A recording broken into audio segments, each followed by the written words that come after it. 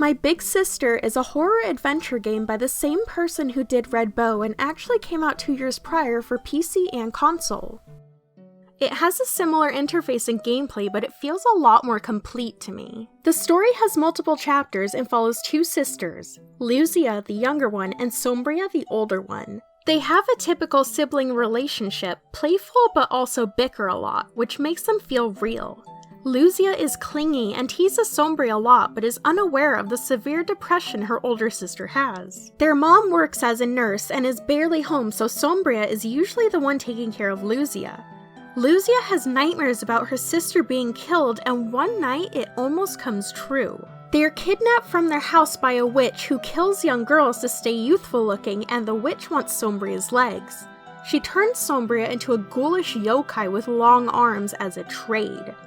The 2 girls want to find a way to turn Sombria back to normal and make their way home, but it won't be that easy.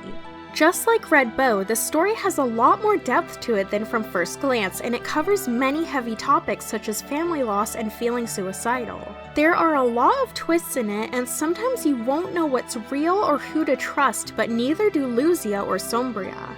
You learn everything at the same pace that they do, and it's easy to relate to them, being out of their home and feeling hopeless at their situation. With each revelation and new issue, it becomes more and more engaging. The puzzles are easy enough to where you can progress easily and you won't want to put the game down until you reach the conclusion.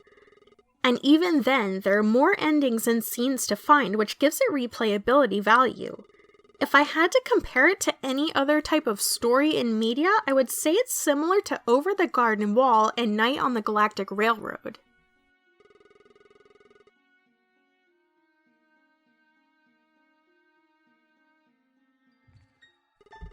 I love the design of the areas you visit, and there are a few references thrown in.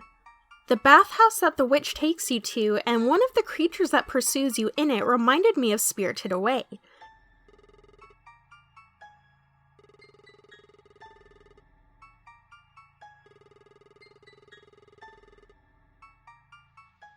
And at one point, you go to a forest waiting by a bus stop. The image of Luzia and Sombria waiting side by side is reminiscent of My Neighbor Totoro, and directly references it when Luzia puts a leaf on Sombria's head, and you receive a trophy called My Neighbor Somboro. Little Jacket from Red Bow also makes his first appearance here, although you interact with him a bit more than in the latter game. The characters all have really unique designs, and some of them get bigger portraits, such as Sombria when you're looking for food for her. I really liked seeing the art style close up and how traditional the yokai look. Sombria's yokai form is a mix of creepy and somewhat elegant.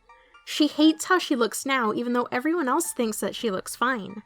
Luzia is extremely similar in design to Ro and has a bit of the same sarcastic humor as her as well. The game is fairly short, but it is a lot longer than Red Bow. It is satisfying to play through, and it doesn't stretch out with any filler. It takes exactly the time that it needs. I enjoyed this game so much, probably even more so since I played Red Bow first and I had something to compare it to. This series of games is emotional and disturbing, and the gameplay is perfect for me. It might be too easy for hardcore survival horror players, but I like it. In any case, it is cheap enough and has a very engaging story that you will want to experience.